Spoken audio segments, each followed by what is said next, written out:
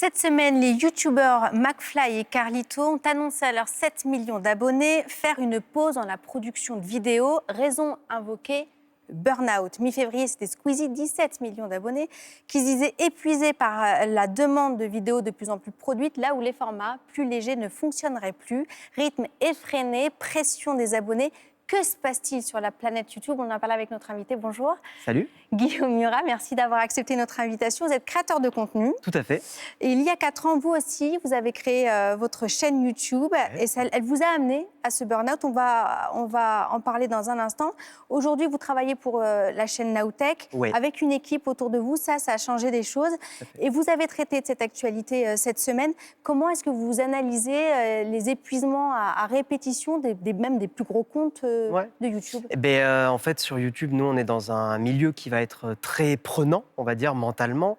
Ce sont des métiers qui sont difficiles à expliquer quand on n'est pas dedans, mais en fait, c'est ce que je te montrais tout à l'heure, c'est ce que... Je te vous vois ou je te tutoie, Comme je ne vous sais voulez. comme tu veux.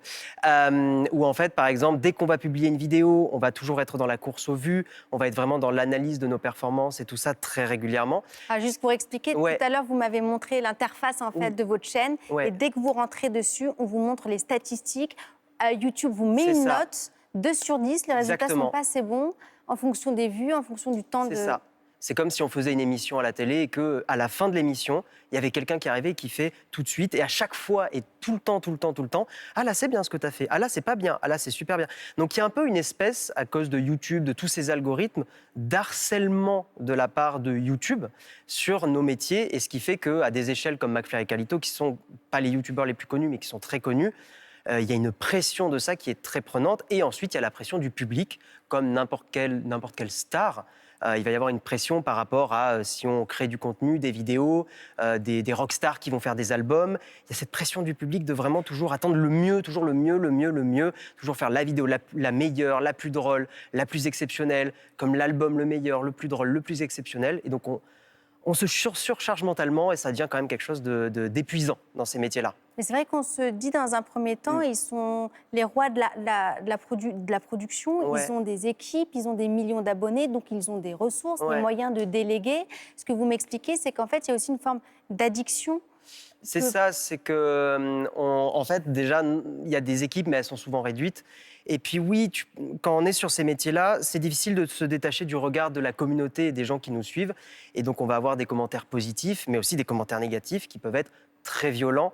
Et ça, c'est mentalement, voilà, ça fait quelque chose de très complexe. Alors, je le disais, dans une autre vie maintenant, Oui. c'était à la fin de vos études, vous avez créé votre propre chaîne, ça s'appelle Guillaume Slash. Tout à fait. On est à ce moment-là en 2016. Alors, on va vous voir, vous aviez vraiment le physique d'un minot à l'époque, face caméra, c'est 50 heures de travail par semaine, un an sans revenu, avant, là où, voilà, d'atteindre les 100 000 abonnés au bout d'un an. Je suis mieux maintenant suivante. quand même. Hein. Mais vous étiez très bien avant et Je t'embête.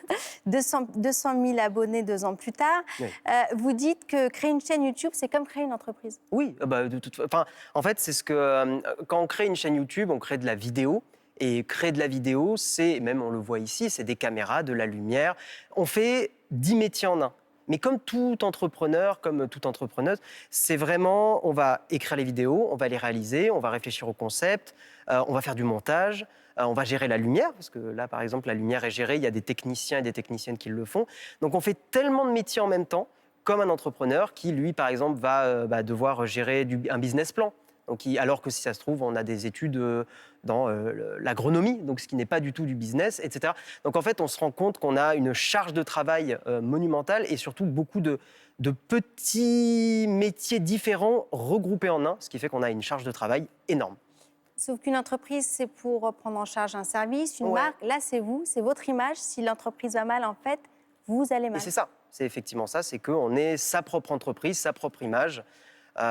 Si je pouvais faire un parallèle, je dirais que comme un boulanger qui va monter sa boulangerie et qui va devoir gérer l'image de sa boulangerie, le marketing, essayer de faire venir les gens, puis d'être sympa avec les clients. Sauf que là, la différence, c'est que le boulanger, il fait une bonne baguette. S'il n'est pas de bonne humeur, c'est pas grave.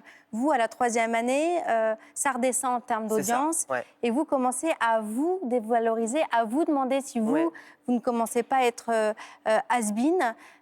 Et c'est là qu'apparaît le burn-out. C'est ça.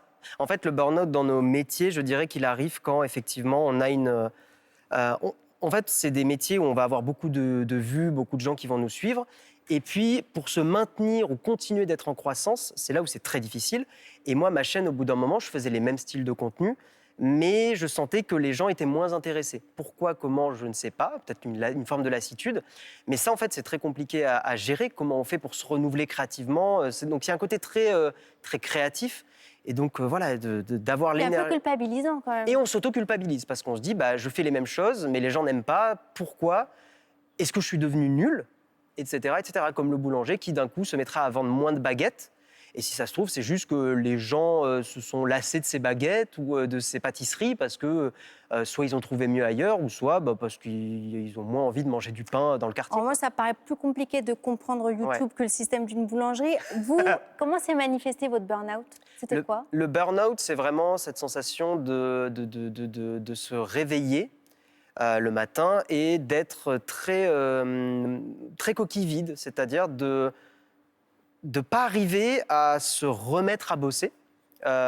Et c'est très compliqué à expliquer, mais c'est vraiment ce côté, la sensation d'être un peu vidé de son énergie. Ouais, voilà, vidé. Vous étiez vidé. Ouais. Vous décidez d'arrêter, on est en 2018, vous laissez la chaîne de côté, vous repartez sur le marché du travail, jusqu'à ce que Jérôme Quimborg vienne vous chercher pour la chaîne Nowtech.